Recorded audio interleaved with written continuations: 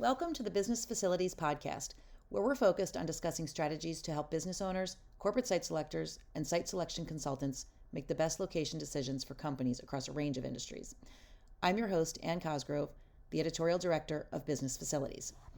At the most recent Business Facilities LiveXchange event, which took place October 4th through 6th, 2023 in Columbus, Ohio, I had the opportunity to sit down with several of our event attendees for one-on-one conversations, focusing on an aspect of their work in site selection. One of these conversations is presented to you now in this podcast. We hope you enjoy. Today, I'm with Sabrina Champagne. She is president of state tax credits for OnCentive, and we will be talking a bit about tax credits and incentives today and get Sabrina's insights. So welcome, Sabrina. Thank you, Ann. It's a pleasure to be here. Thank you. So can you please describe your work briefly with OnCentive, maybe the services that you and your team provide to the community? Absolutely. So we have a practice that consists of both federal and state tax credit experts. I personally have been in the industry for almost 19 years, and we have multiple leaders who have at least 15 years experience each themselves.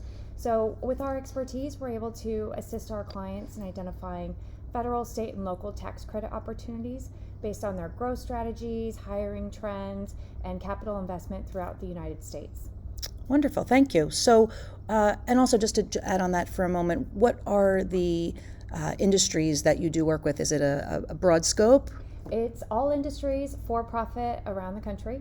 Again, because we're working with credits and incentives, we focus on for-profit organizations, but we do have additional services under the umbrella of our HR Logics team that assist with other areas like I-9 compliance, ACA compliance, and unemployment tracking to reduce the unemployment tax rate.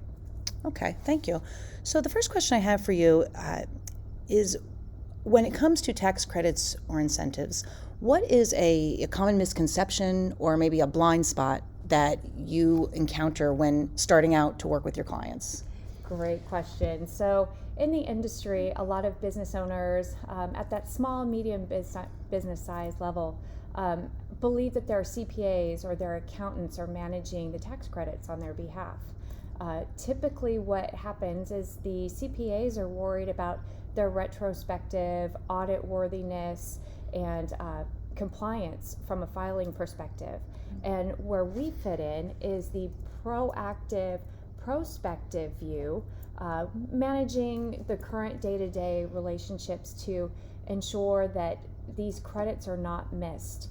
There are some programs with deadlines where unless a form and an application has been filed on the front end, then it's too late to go back retrospectively. So that's why we do like to partner with CPA firms. We reach out and help staffing companies, PEOs, various types of structured companies to assist them with these different credits that they may not be aware of, or they might have heard something in passing and just believe that their CPA or somebody in-house is managing. But typically what we've found out is that's a very big misconception, and these programs are not being utilized. And so there's lost revenue that the companies really can gain from with our service and assistance.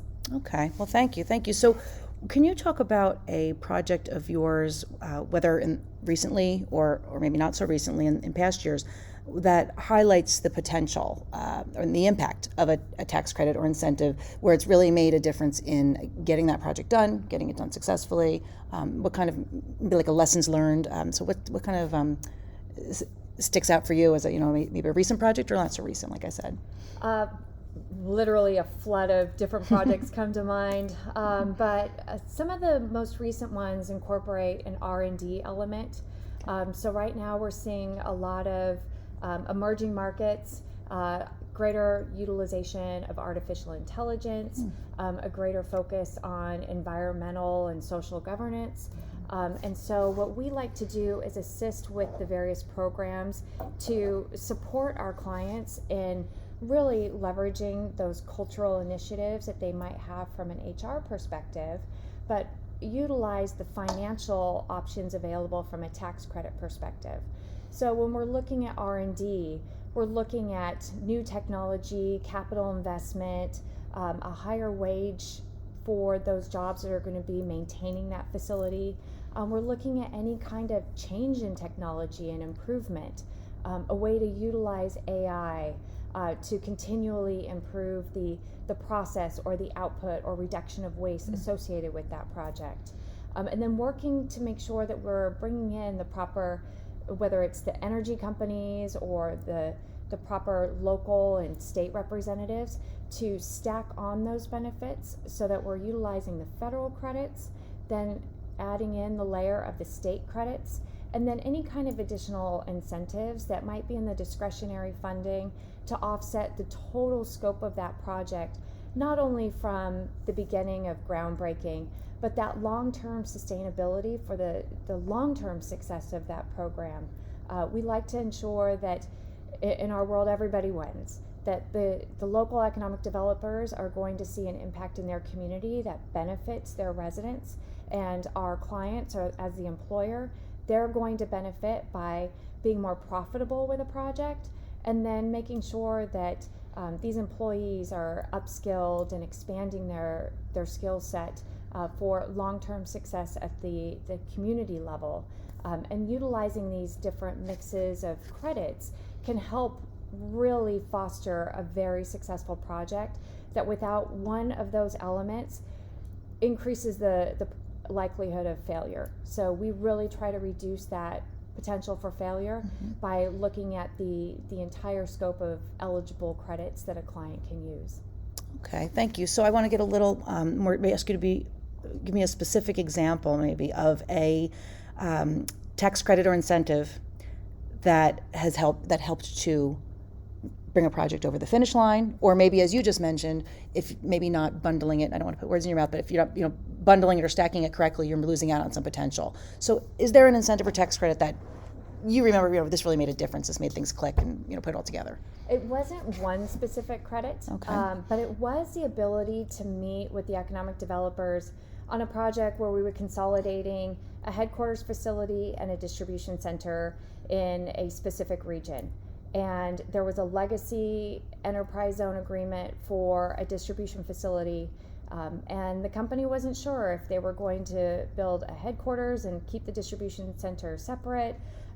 We were considering consolidating, and working with the state and local representatives, we were able to sign a new agreement in a new enterprise zone to consolidate this project and make it very lucrative for the employer to create a massive number of jobs, greater training available, including a discretionary fund that was provided by the state.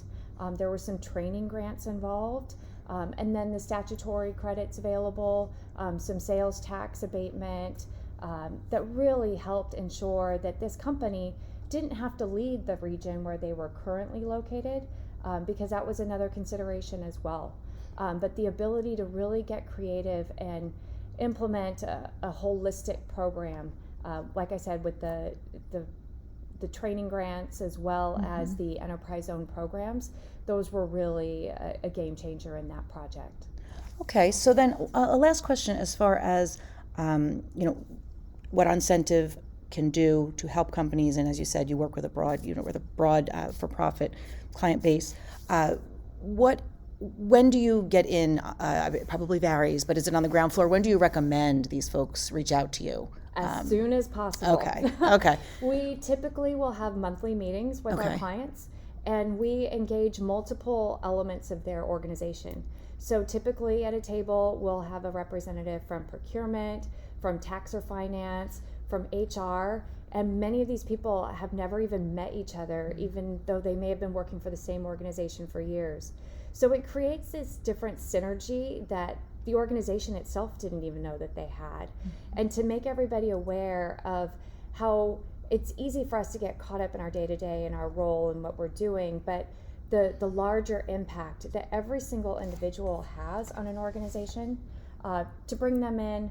But it's really important to have the beginning of the conversations with all these individuals, like you said, at the very beginning, because if you're thinking a year down the road, there's a long process and a lot of different vetting that will take place between now and then, and to ensure that we're not missing a step or that an application hasn't been missed. there's a lot of documentation and compliance that needs to be planned out, a calendar of deadlines scoped out, a mutual agreement of responsibilities. All of that needs to be taking place on a consistent basis. And so that's really what our organization provides. Again, from that federal, state, and local level, as well as working for any kind of a negotiated discretionary funding opportunity. Okay. All right. Well, thank you very much. Thank you for your time, Sabrina. I appreciate it. A pleasure. Thank you. Thank you for listening. For information about participating in Business Facilities LiveXchange events as a site selection attendee or as a sponsor, visit bfliveexchange.com. The 20th Annual Business Facilities LiveXchange will take place in spring 2024 in Richmond, Virginia. The event will be held at the Omni Richmond Hotel from March 17 through 19, 2024. And stay tuned for the next episode of the Business Facilities Podcast.